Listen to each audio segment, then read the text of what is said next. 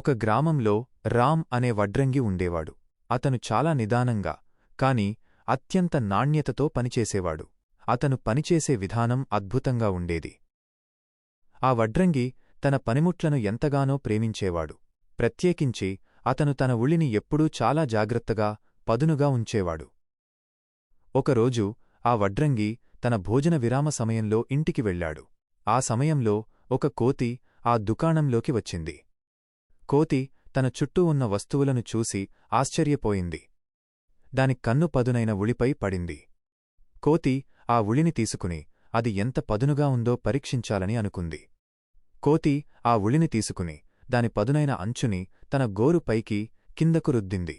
అది చాలా పదునుగా ఉండటంతో కోతి గోరుకు చిన్న గాయమయ్యింది. కోతి కోపంతో, ఈ పనికిరాని వస్తువు నాకు నొప్పి కలిగించింది అని అనుకుంది.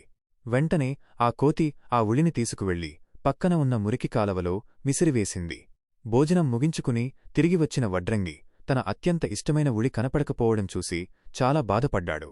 అప్పుడు పక్కన కూర్చున్న చిలుక జరిగింది అంతా వివరించింది. రామ్, కోతి వచ్చి దాని పదునును చూడటానికి ప్రయత్నించింది. అది గాయమైనందుకు కోపంతో దాన్ని మురికి కాలవలో పడేసింది. వడ్రంగి వెంటనే వెళ్లి ఆ మురికి కాలవలో వెతికి కష్టపడి తన ఉళిని వెలికితీశాడు.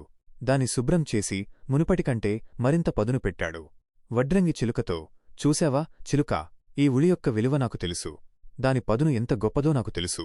కాని ఆ కోతికి ఆ విలువ తెలీదు. దాని చేతికి కొంచెం నొప్పి తగిలిందని దాని అత్యంత ముఖ్యమైన ఉపకరణాన్ని పారేసింది.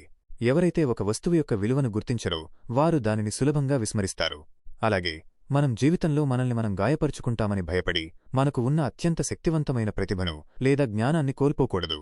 ఎందుకంటే ఆ పదునే మన విజయాన్ని సాధించడానికి మనకు సహాయం చేస్తుంది. నీతి: మనం ప్రతికూలతలను ఎదుర్కొన్నప్పుడు లేదా ఇతరులు మన విలువను గుర్తించనప్పుడు మనం నిరాశ చెందకూడదు. మనలోని పదును అంటే మన ప్రతిభ యొక్క నిజమైన విలువ మనకు మాత్రమే తెలుసు. ఆత్మగౌరవం ఉన్నవారు ఇతరుల తక్కువ అంచనా కారణంగా తమ అత్యుత్తమ లక్షణాలను లేదా వనరులను వదులుకోరు. ఈ వీడియో గనక మీకు నచ్చితే లైక్ చేసి షేర్ చేయండి. ఇలాంటి మంచి మంచి వీడియోస్ కోసం ఛానల్ని సబ్స్క్రైబ్ చేసుకోండి. వీడియో పెట్టగానే నోటిఫికేషన్ రావాలి అంటే సబ్స్క్రైబ్ చేయగానే పక్కనే ఒక బెల్ ఐకాన్ కనబడుతుంది, దానిపైన క్లిక్ చేయండి. Thank you.